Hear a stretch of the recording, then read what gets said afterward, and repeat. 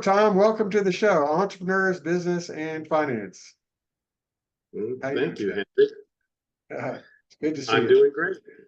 So one of my long-term friends from Dallas, I met not too long after I moved here when we were both single, before you had a son in college, and I was at your wedding, before you had a son at all or a wife. I met you.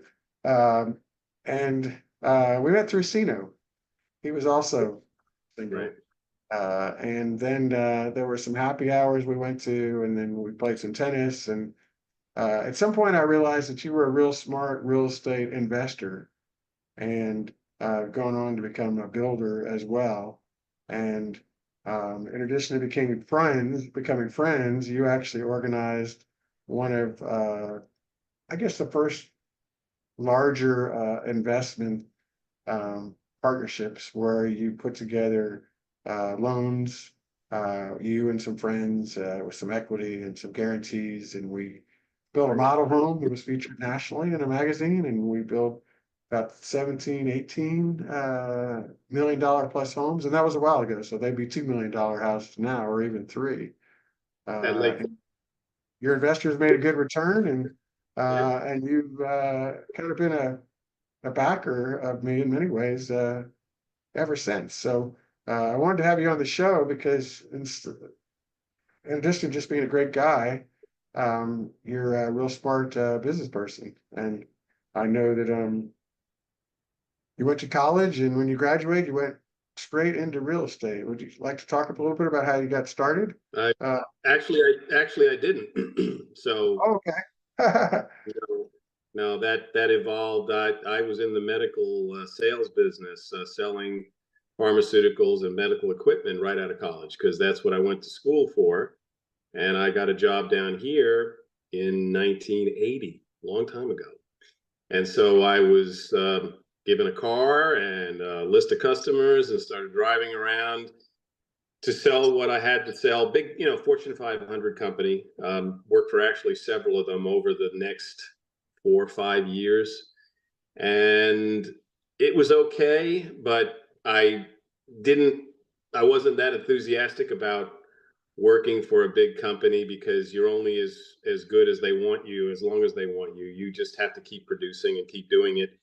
And you're at the, subject to be let go on a recession or any time like that. You don't really build anything. You're just in sales and you're out selling. So along the way, I met other guys in Dallas, young guys that were doing real estate, and everything from investment properties to land sales.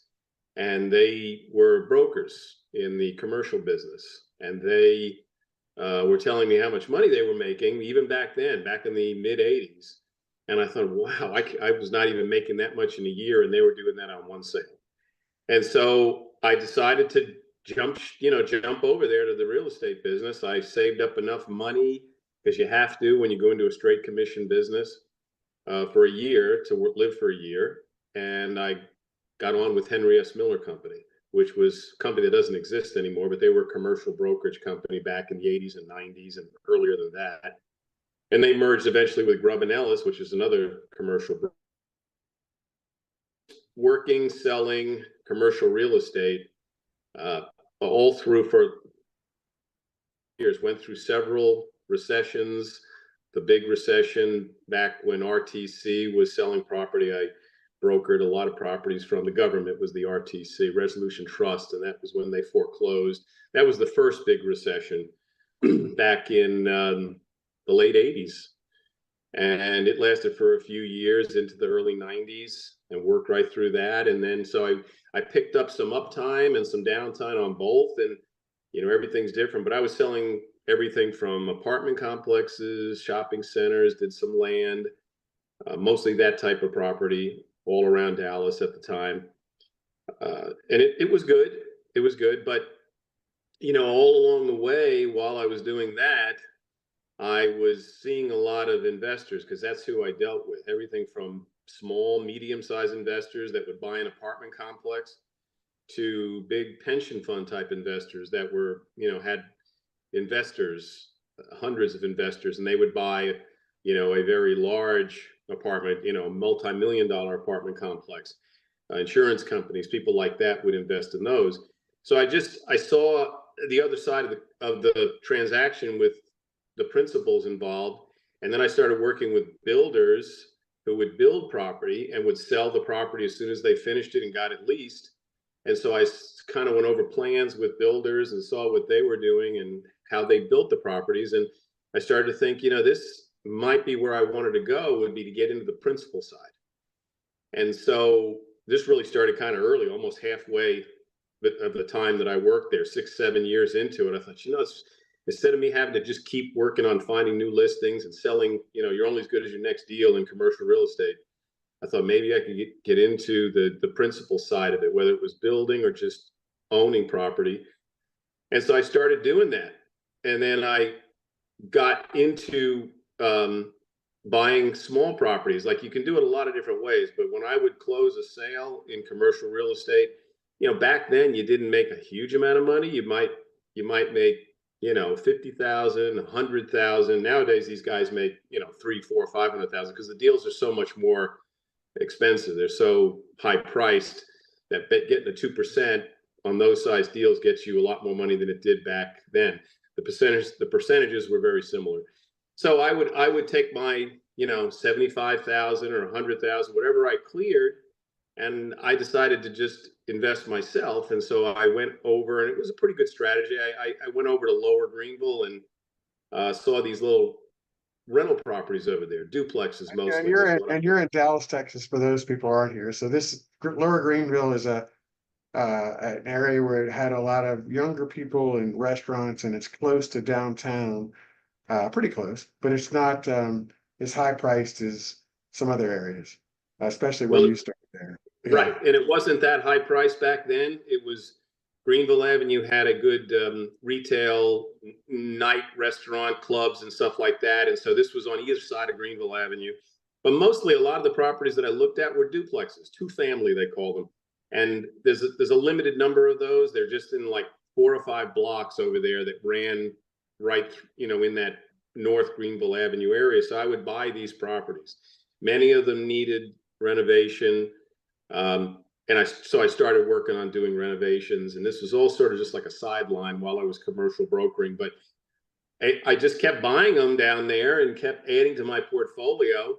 And I would have to do some creative financing because sometimes I would come across a deal and I didn't have any money. I didn't have a deal closing, a commercial deal closing, and I had an opportunity to buy another property. So I'd have to come up with a lot of creative ways to buy the property with, going to banks. I remember I had some stock at the time. I took my stock out of the brokerage company and I would put that up as collateral at the bank and was able to borrow the money. I remember a couple of the first deals I bought in the very early time, you actually put down payment on my credit card and was able to buy them. But so over time, I accumulated, 30, 40 of these duplexes down there. And it became almost like a full-time job, just messing with them, just taking care of them. Even though I hired outside management, there's a lot of oversight.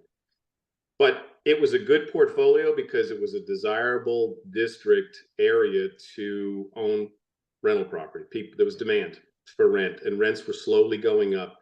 But believe it or not, they were only, I was buying those properties down there for $50,000, $60,000, $70,000, $80,000, and they've appreciated tremendously over the last couple of years. They've gone up quite a bit.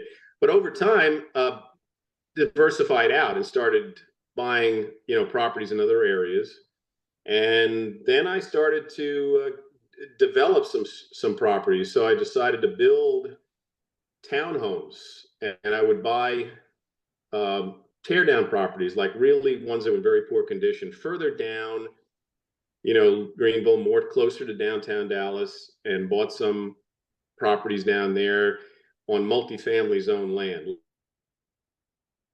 duplex zone land or single family zone land. So you couldn't build multiple multifamily units. But down off of Ross Avenue, which runs into downtown, it's multifamily zone land. And I bought some tear down type properties down there and just started building small townhomes, and you and I worked on one down there off Ross Avenue. It only had Yeah, 8 units, we sure did. and it was very successful. And that was the first one that I did down there. And all those units sold pretty quickly, but all in the area down there around Ross and going on both sides of the streets probably have built now. I easily probably 9 or 10 complexes, probably 70, 80 units. The biggest one was 18 units. Sold all those for almost $500,000 each. And then I started renting a lot of them out. So many, I'd say more than half of the townhomes I built, decided to rent them out, especially if they were less than 15 or 16 units, because the homeowners association is not as functional. You need a large, number of units. Like up over in Oak Lawn, I built over there 60 units, and in 2 phases, 30 units in each. And those had a much more functional homeowners association, because in economies of scale, the homeowners association fees are less, the management fees are less, and you also have people that want to participate, like a president, vice president, be on the board of directors. When you get down and you build 6 or 8 units, it's hard to find, tenants that will want, not tenants, but their owners that want to participate in the management. Some do, some don't. But over time, I found that many of them drop out. They don't want to do it. And then you've got a problem, because who's running the complex? And then the management fees from the management company are much higher. Everything is you don't get economies of scale.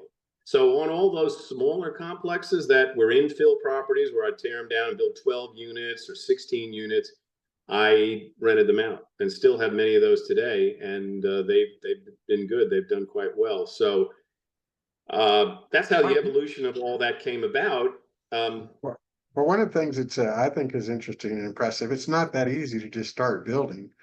And like you said, you helped us with loans to build those custom homes. And I think you started on the smaller and the simpler ones, because actually we helped you build you have a very beautiful home modeled after a Louisiana plantation that your wife loved, called Devereaux. And at that point, we actually kind of half built your house. But now you build the big fancy ones. I mean, you're not doing custom homes, but you're doing very expensive, fancy, I guess they are custom homes, custom townhomes, that are pretty luxurious inside. And that's a little bit of a learning curve. I worked for a big builder. They trained me. I didn't just start on my own like you did. So talk about how you just got into that and trial by error, I guess, to some extent.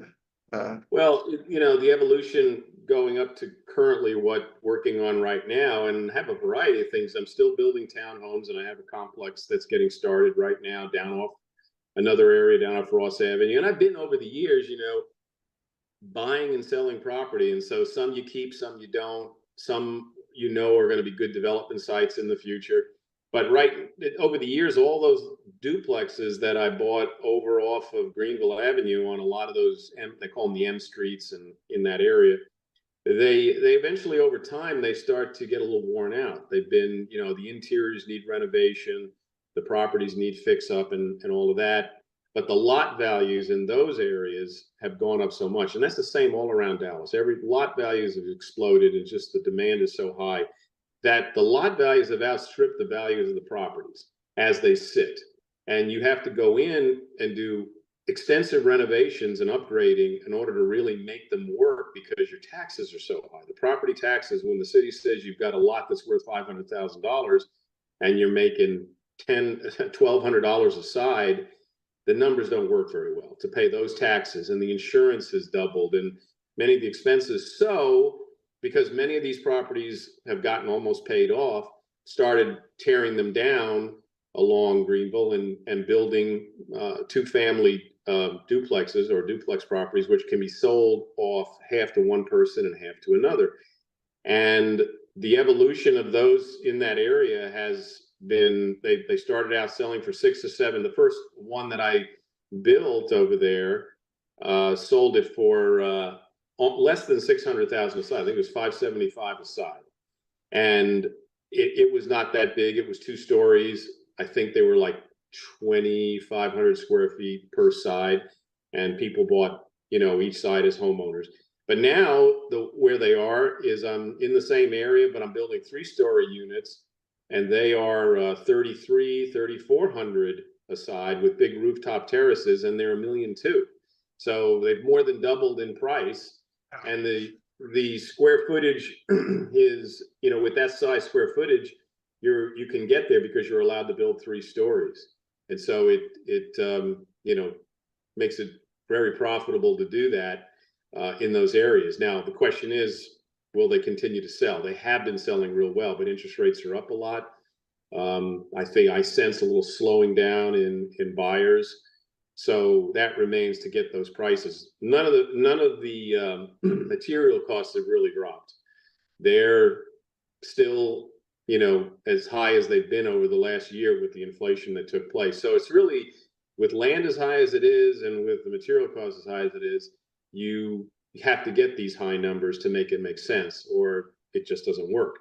So far it is, and we'll see if it continues, but the interest rates are not helping. They're hurting a little bit. So that's what I'm doing now. We've got, 1, 2, 3, 4, 5, 6 of these duplex properties on the market. Some are going to be sold, put on the market soon. I say on the market, being under construction. Some are almost done.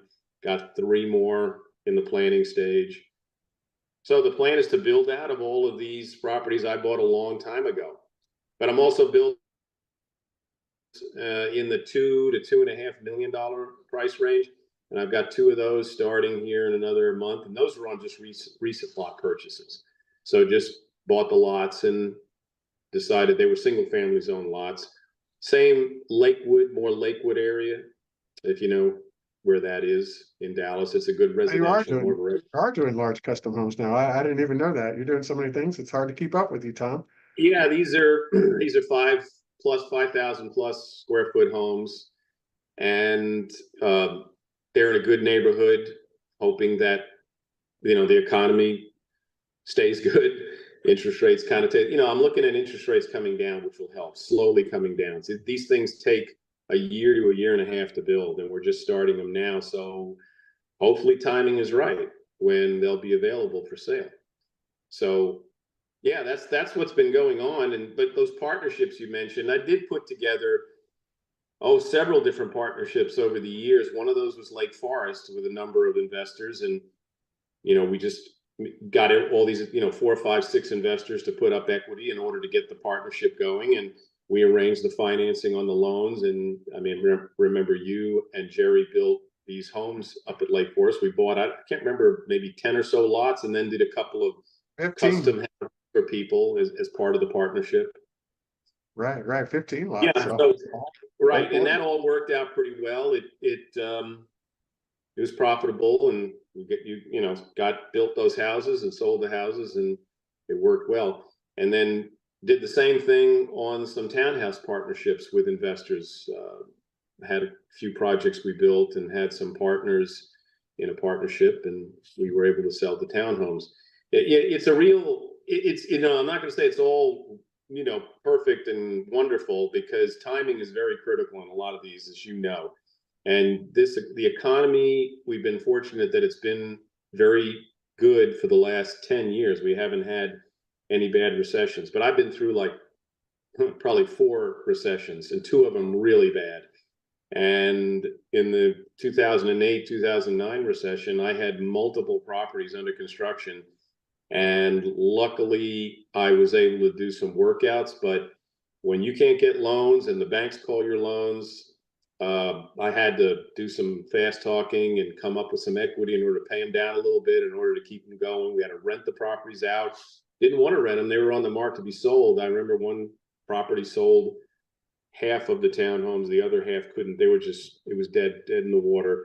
Nobody was buying anything, and we had to rent them out really inexpensively.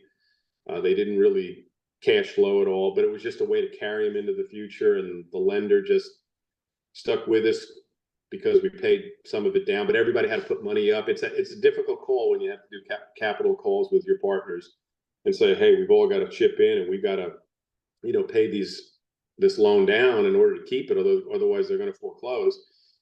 So That's what you have to do. But this is the way the business is, because the cycle for real estate, if you're building, is quite long. And depending on the size of the project you're building, I mean, a house these days with construction delays and just the details involved can be 9 to 12 months just to build a house. But the planning goes on 6 months prior to that. So from start to finish, you're talking about 18 months to 2 years really to build a house, with all the arrangements of the loans and getting all the plans done and everything set up. And so you everything can change. A lot of things can change. And if you're doing a bigger project, you're looking at 2 years or more, or 3 if it's a large project. By that time you can start off in a wonderful environment, and 3 years later you can be in a recession, and then you're going to have some problems. And a lot of builders, they know this. They've prepared, or they roll the dice and they just hope that they can work it out when that time comes. And most of the time, unless it gets really, really bad, lenders do work with you if you're been a good customer. They don't want your property back, but they do need concessions, and you have to be prepared for that.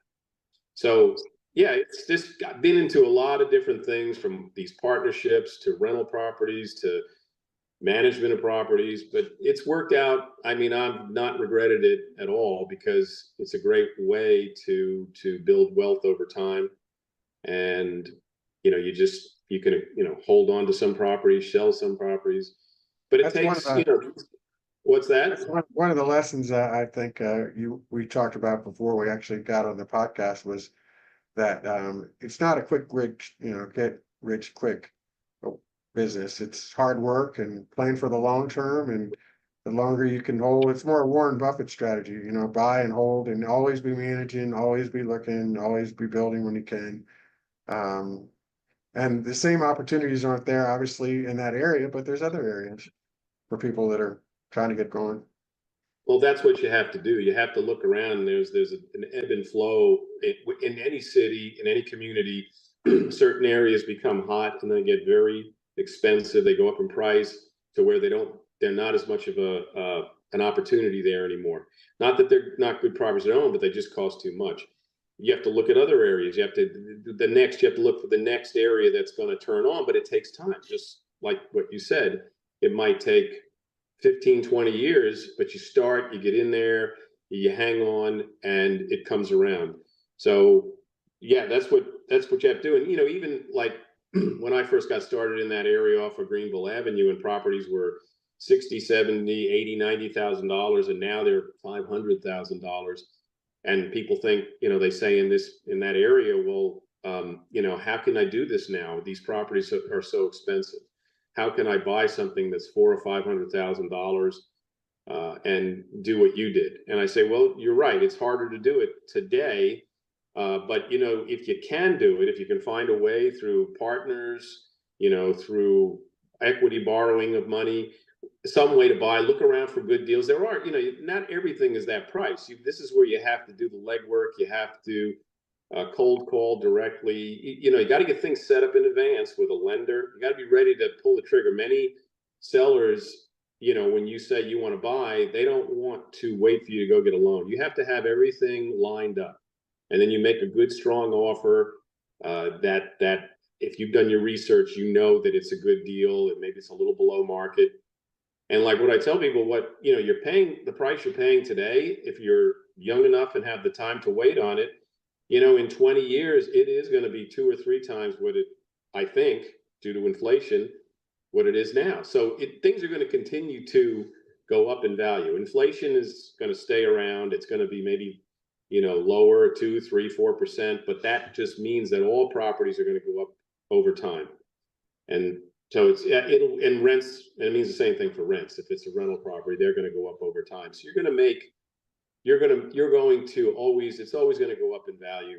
And that's why it's, I think, a good investment, a good hedge against inflation. I think, maybe to wrap up, did you also, unless there's something you want to add, did you also get involved with some multifamily, some apartments, maybe some smaller apartments with some other partners? Well, I did. I was in, yes, I bought a couple of apartment complexes. Some of these things go, but this was more when I was working for Grubb and Ellis, because we would get exposed to a lot of apartment deals. And when you see dozens and dozens of apartment deals, and that's why I say it's a good way to learn, is be a broker in whatever area, retail or office or industrial or apartments, is you get exposure to many, many deals and you recognize reasonable deals. And so we bought, as a group of investors, we would make, like, we'd say, hey, this is just a really good deal right here, and this is what the seller wants. He wants this, and I think we can add value add. We can do some renovation. We can fix it up. And I mean, I bought a 127 unit. We bought another one that was like 184 units. Another one that was like around 100 units. And they were in just different parts of town, more just value add opportunities. And we're able to buy them and keep them for a few years, 4 or 5 years, and then sell them and make some good money doing that. So that was just more opportunistic because I was in the business and exposed to them, and just was able to put together a group, and we were able to buy them back then. But, and you know, I was going to say one more thing about owning property and owning real estate. Over the years, whether it's rental properties as simple as a single family home, or duplexes, or townhome, or, you know, apartments, I've sold many properties. I've bought many properties. So I've bought and sold many more than I have today. And I look back on all of those sales, and at the time I thought, okay, for whatever reason, I thought it was a good time to sell. I thought I was getting a good price, and, you know, I can make a good profit. And so I did it. But now I look back today, in every one of those cases, I have regret that I did, because they've gone up so much more in value. And in some cases, many times the value, they keep going up. So what I'm saying is, you know, if I would have kept everything that I ever had, I'd have a lot more as far as net worth goes, because they do go up and they just continue to go up. But there's only, you know, everybody's different as far as what you tolerance for what you can take care of. And, you know, you still have to sleep at night. You still have to have some kind of life, and you can get a lot of property that you're involved in. And even if you have management, there's a lot of work to oversee it and take care of it, or it can get out of hand. But I'm saying, for anybody out there that wants to buy properties, they're going to go up. It's just, you buy the best deal you can and you manage it well, it will be worth more in the future. And, you know, try to, you know, just leverage. You can do a lot of the things that you've heard about. I mean, there's been a lot of training about how to leverage yourself and how to borrow against your equity to buy more property. You know, they say you can sell a property, fix it up and sell it, and take that profit and buy 2 more, do that again and buy 2 more, and leverage yourself up. Yes, you can do all that too. And I have done all that. There's many ways to do it, I guess, is the point. Many ways. So yeah, it's been good. Well, you certainly offered a lot of insight, and it's an interesting story, for sure. So, uh, hey, thanks for getting on, and I look forward to seeing you on the tennis court sometime soon, and for lunch. I do too. I'm going to try to find time to do that. Yeah, you've always been a hard worker. That's one thing I'll say. Ever since I've known you, up early, and working hard, a lot of energy. It's a great attribute. Makes the world go round. Well, thank you. And I enjoyed talking to you, Henry. Thanks a lot, Tom. Bye. Okay, bye.